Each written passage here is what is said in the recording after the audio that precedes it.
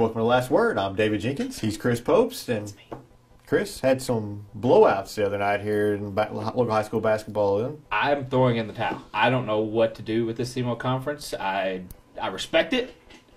I love it, but I hate it.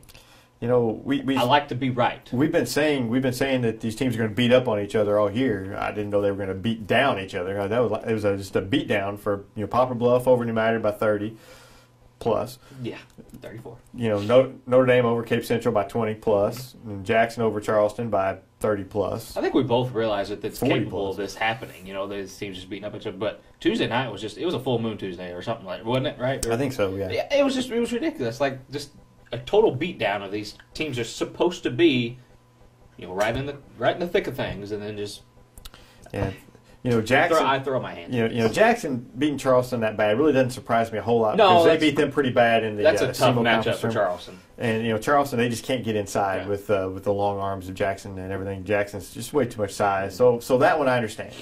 The Notre Dame Cape Central, I don't understand that. I thought they were two pretty even teams, and Notre Dame just came out and just blistered them. And that's a huge game when it comes to seeding for the conference or the district tournament. Seeding conference wise, it's just Cape Central, the enigma of Southeast Missouri. You never ever know. That's why I'm not a believer in Cape Central. They because just beat Poplar Bluff. Yeah, they look great, and then they just completely look terrible. Yeah. And you just don't. And then Coach Church says, we're going to, we can build on this. So I'm like, well, there's a lot of building blocks that they've had this year. There's a lot of, somehow they keep getting state ranked, and and how that happens, I have no idea. Notre Dame, you would think would be the team to be state ranked out of that. Other than my personal rankings, obviously, I don't take too much stock in the Coaches Association because not every coach is available as part of that Coaches Association, and there's teams that should be ranked and they're just not. It's just one of those deals. It's just I don't know how they do that. I don't know when they do that. I don't know how it happens. Cape Central must have pictures of some coaches or something because I don't know how they keep getting ranked, and then with the up down play that they've had all year. It's Cape Central, man. You never can put a fingerprint on them because you don't know where the hand is most of the time. You don't know what's going on. They play Sikeston in a couple of weeks. They're liable to come out and win by 30 against Sikeston, or they could lose by 30. You have no idea what you're going to get. It's just, speaking of Sikeston, they're just slowly starting to sneak up. They're starting to be the team, a very dangerous team. I think they're quickly sneaking up and becoming the team because they've won 5, 6 in a row. They won 5 in a row. They look really good. They play Poplar Bluff Friday night. That's going to be the game that's kind of going to we saw Poplar Bluff play Tuesday night. Poplar Bluff plays anything like they played against New Madrid. Poplar Bluff. They've impressed me every time I've seen them this year. Even when they lost to New Madrid in the conference championship, I like the way they played. So we'll see how Sikeston matches up with them. But, Sikeston, they're starting to hit shots, which was a big problem earlier in the year. And their defense is back to the way it was, just a swarming, pressure defense, forcing turnovers, which is what they're known for. And so they're starting to look like the Sikestons of old. And right now, Sikeston may end up coming out of that district. They host it. Mm-hmm. They've beaten Notre Dame by 30. Mm-hmm. They prove they can, they can hang with Cape Central. And, they can hang with Cape Central. Cape Central did beat them, but that could flip. Here in a couple of weeks. Who knows? It's the thing. You try and you look at these games and see how they did against that guy. And Sikeston's not going to beat Notre Dame by 30 again. I wouldn't think. Yeah, you never know. Think. You wouldn't know, but it's just you wouldn't think if a district championship or a district semifinal match that they would meet again, it wouldn't be a 30-point game. And then you got Cape, who is capable of just rolling over both of these teams. It's just it's a 3-team race, and it will be until that semifinal, and who knows? So you're saying Perryville's not going to sneak in there? I'm saying Perryville. They won like 13, 14 games. There's a chance. So you're saying there's a chance? There's always a chance. Always a chance. There's nothing 100% certain in SEMO conference / SEMO basketball. There's nothing certain. Sorry, Perryville, but I think you got a rough road ahead. They might get to see a 4 seed ahead of Kennett though. They keep it up. Perryville's not terrible. I'm not saying it's probable. I'm just saying there's a chance. Yeah. Well, yeah. Let's look at the conference standings real quick. Yes, in the SEMO conference. Let's do. You got Jackson at 4-1, yes. Poplar Bluff at 2-1. Then you got Notre Dame, New Madrid. They're both at 4-2. Sikeston at 3-2. Cape at 1-2. But they're just not really getting their conference schedule rolling. Charleston has 3 losses. Dexter and Kennett, they all have 4. I think it's going to, a two-loss team's going to win it. Right now, Jackson and Poplar Bluff, kind of looking like they're going to be the teams to win the regular season. There is no tiebreaker in the SEMO Conference for the regular season, just so you guys know. You could have 4 teams tied. It's essentially, yes. With Jackson, I think they hold the edge right now just because they've played a lot of their conference games. They got 5 under their belt. Poplar Bluff definitely has the toughest road with more games to go. But right now, it's for me, it's between. I think Poplar Bluff at least ties. I don't see them losing any more. They still have Jackson. They do, and they still have Sikeston. I think Sikeston. I think Sikeston could upset them. I mean, it's possible.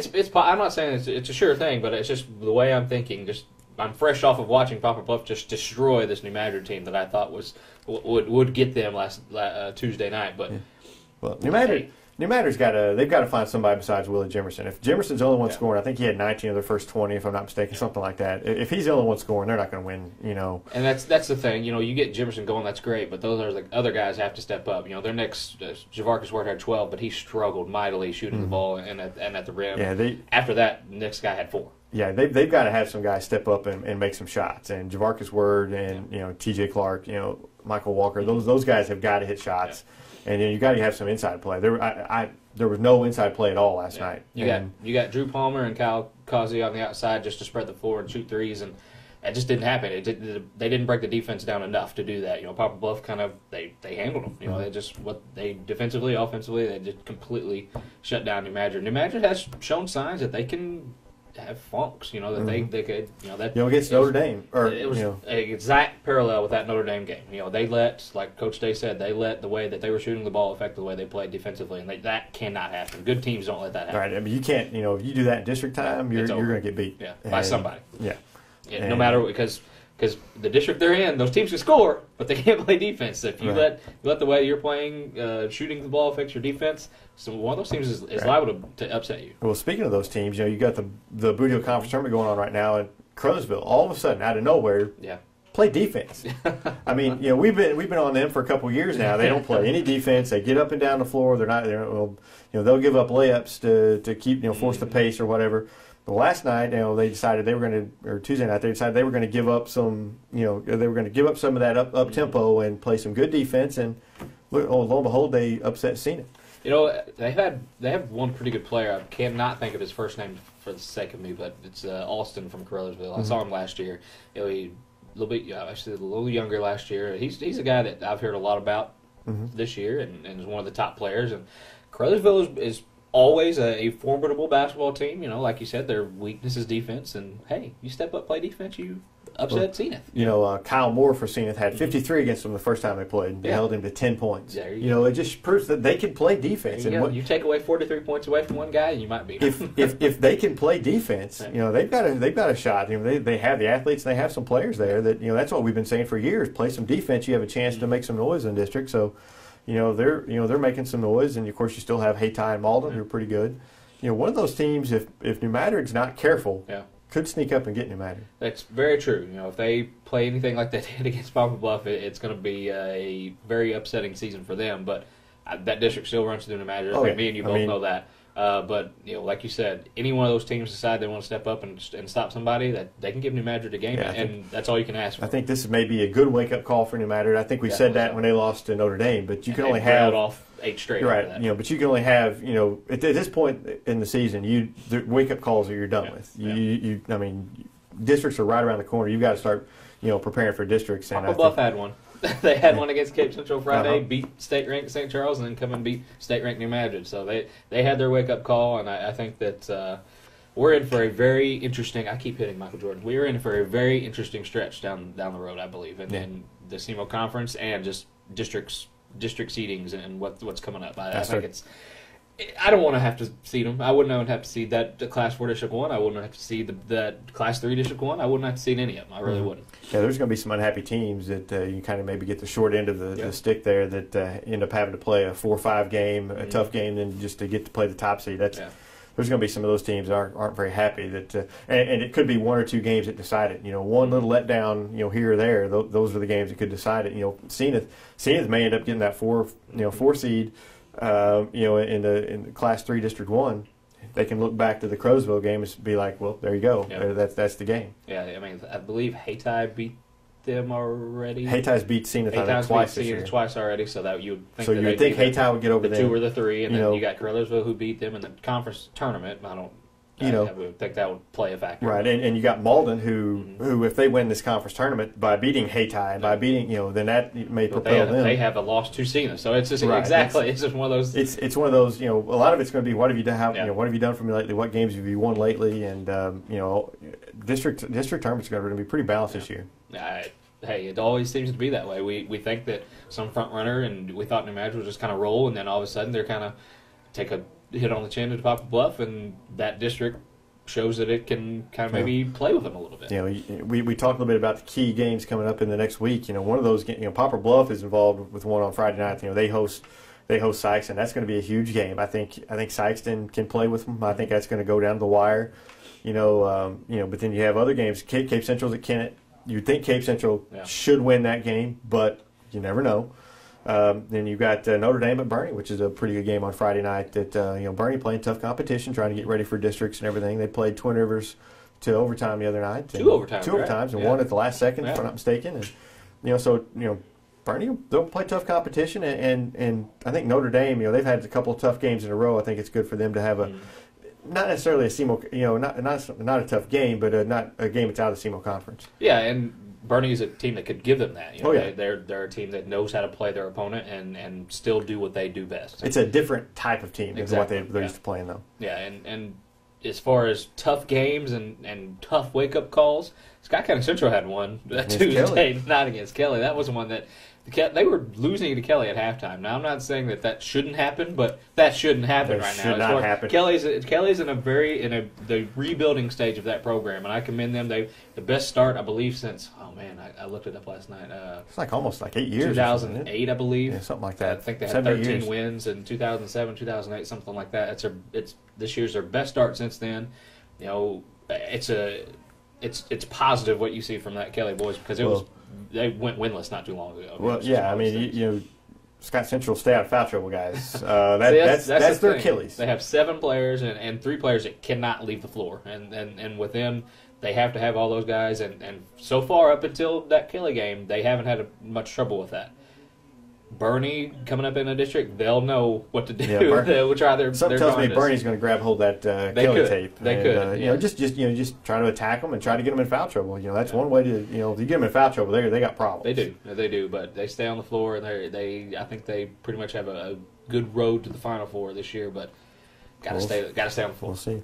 We'll segue into football. It's signing day when we're filming this. Hashtag NSD Day, baby. Yeah, whatever that means. National Signing Day. I just said NSD Day. Yeah. NSD Day. Is that National Signing Day, baby? What is that? That's something. Hashtag.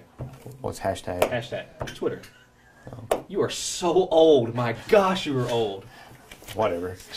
Hashtag. I'm not in high school. I mean, hashtag NSD, baby. Whatever. Got Charlie cracking up back there.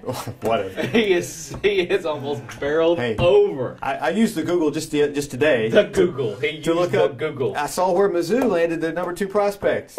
I thought he was the number 1 prospect. Number 2 prospect. Number 2 prospect. Okay. On the Google. The Google said he was number 2 prospect. Okay. Depending on what. Landed him over Florida State, Auburn, Ohio State, Mizzou. Yeah. Yeah. Then they landed a quarterback, Drew Lock. Ole Miss wanted him. Charlie's not happy about that Ole Miss can't get any quarterbacks. Man. Yeah, they're struggling. Man, it's a bad hashtag NSD for them. Their quarterback was in jail or something for starting bar fights or something. I don't know.